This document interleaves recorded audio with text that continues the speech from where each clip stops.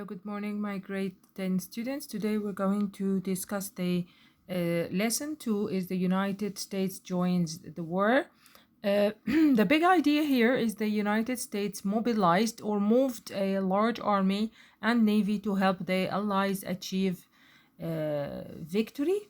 Why is it important that we study this right now? The answer here is during the World War I, the United States military evolved into the powerful fighting force that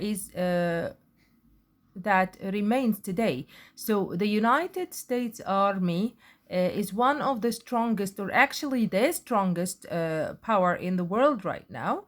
Actually, in the first page here, we're reading about an American hero.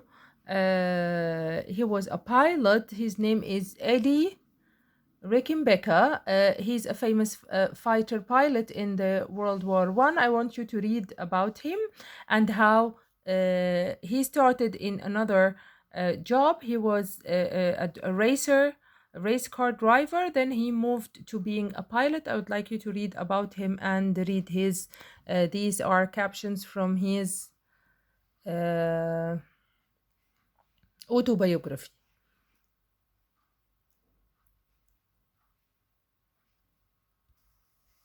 So after you read, the last paragraph here says that after engaging in 134 air battles and drowning 26 enemy aircrafts, Rickenbacker won fame as the Allied pilot with the most victories. He's American ace of aces, like he was the most powerful pilot in the war. Now, and this is page 667, and we are reading about America mobilizes. Mobilizes here means moves, started the move. So how did they started moving? By hiring the soldiers in the army. So the United States was not prepared for the war. Only 200,000 men were in service when war was declared, and a few officers had combat experience, so they had actually war experience or an idea about the war. So drastic measures were needed to build an army large and modern enough to make an impact in Europe. So we can start thinking about a question here. How did the United States get ready, gathering a big army to be able to fight in the war? So what did they do? At the beginning, they raised an army. How did they raise an army? To meet the government's need for more fighting power, Congress passed the Selective Service Act in May 1917. The act required men to register with the government in order to be randomly selected for military service. So you need to know the definition of a Selective Service Act. Why was it useful at that time? What is it and why was it useful? So by the end of 1918, 24 million men had registered under the act. Of this number, almost 3 million were called up after about 2 million troops reached Europe before the truce was signed. Truce is a time where the two parties are on hold, they're not fighting. And 3/4 of them saw actual combat or the actual war. Most of the inductees had not attended high school, and about 1 in 5 was foreign born. So a lot of the soldiers in the American army, they came from other regions. They didn't even attend high school. The 8-month training. So if you describe here, we can write a question here about describe the training period for the American soldiers. It was 8-month training period. It took place partly in the United States and partly in Europe. During this time, the men put 17-hour days on target practice. Peanut drills, kitchen duty, cleaning up the grounds. Since real weapons were in short supply, soldiers often drilled with fake weapons. They used rocks instead of hand grinders or wooden poles instead of rifles. So they couldn't really practice with real weapons because real weapons were really expensive and not available at the time for the practice. So they left the real weapons for the real war. So here, this is very important point, the diversity in the military. We all know that American population is varied. The people come from different backgrounds. They come from different countries, and we're discussing this point right now, diversity in the military. So for the United States to effectively fight the Central Powers, its military needed the cooperation of its minority population. Government publications appeal to all Americans, regardless of race or ethnicity. To support the war effort, one pamphlet reminded Americans that black men, yellow men, white men from all quarters of the globe are fighting side by side to free the world from the Humperl, and they're referring to the evil Germany in their point of view then. That's the patriotism of equality. So they are appealing to the American citizen, no matter of his background, to join the war. They're promoting equality, so to encourage people to join the war. And here at the bottom of page 667, this is a document-based investigation, a historical resource. We're studying a historical resource here. This is a real pamphlet of the time of the war. This is a picture of Uncle Sam, an American symbol.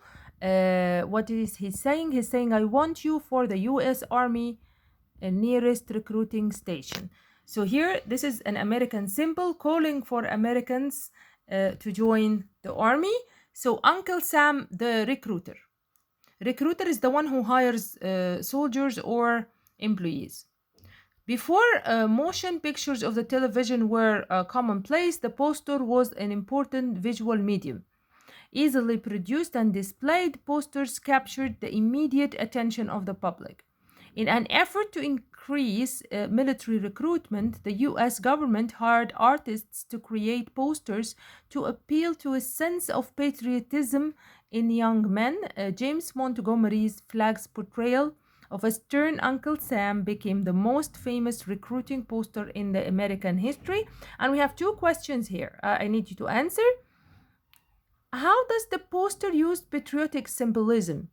Actually, the symbol of Uncle Sam, the symbol of American victory and American patriotism, it's a symbol for that. So he's using the symbol for American people. And how effective do you think the poster was in convincing men to fight for the Allied cause? Do you think this poster is really useful in your point of view? So tell me that. And this is the new page 668. Before we read, we need to think about these two questions at the top of the page. What was the main motive of the minorities to join the war? And why many white army officers and politicians objected to training African American soldiers to use weapons? Okay, so think of those two questions, write them down before we start reading. Here, many minorities hoped that by fighting for America, they would gain respect and be treated as equal citizens to whites. One lieutenant who served in the all-black 369, the infantry regiment, explained this perspective to a reporter. So what encouraged them, what was the motive, is that they hoped if they fight for America, they would gain the respect and be treated as equal citizens as whites. So this is from the U.S. Army lieutenant from the Crisis, a novel, August 1918. So now is the opportunity to prove what we can do. If we can't fight and die in this war just as bravely as white men, when we do not deserve equality with the white men. But if we can do things at the front, if we can make ourselves felt, if we can make America really proud, then it will be the biggest possible step toward our equalization as citizens. So they only hoped for equalization, they wanted to be equals. About 400,000 African American would ultimately serve in the armed forces. They generally did not get the equal treatment, though. They wanted to be treated equally, but actually, this did not. So they did not get equal treatment. They served in segregated units. And segregated here means separated or isolated from others. They were excluded from the Navy and Marines. Many white army officers and Southern politicians objected to training African American soldiers to use weapons. This is the second questions we're discussing here. Many white army officers and politicians refused or objected to train the African American soldiers to use the weapons. Why? This is the answer here.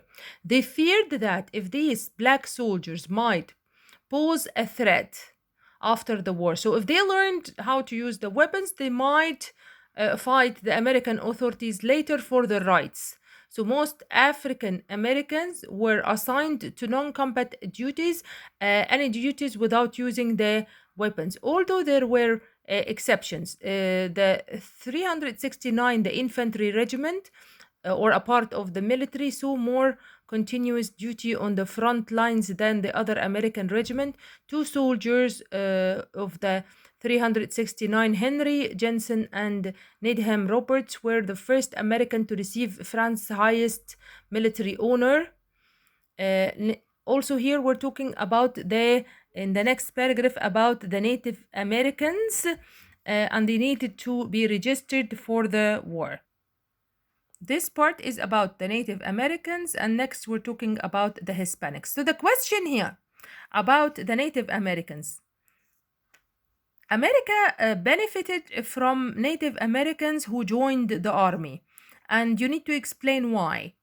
On page 668, Native Americans were required to register for the draft, but the time were generally considered to be citizens.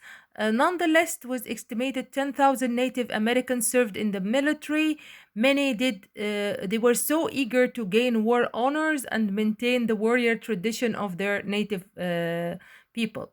The army used some Chutu Indians to transmit messages in their native language. This was a strategy that the US military would use extensively in the next World War. So here, how did the United States benefit from the Native Americans? They used their Native American language to transmit messages in that language, so the enemies or the Germans won't know the symbols they're transmitting in another language. Actually, they know nothing about. So that's how the Native Americans were useful in the World War. Okay, other minority groups also contributed in the war effort, like African Americans, many Asian Americans, or Hispanic Americans, Hispanics coming from Spanish or Mexican origins. They saw the military service as a way to gain equal rights. Actually, all of them, like the Africans, thought the same. Native Americans and all Americans of different origins thought the war was their way to gain equal rights like the rest of the Americans if they joined the war. To accommodate his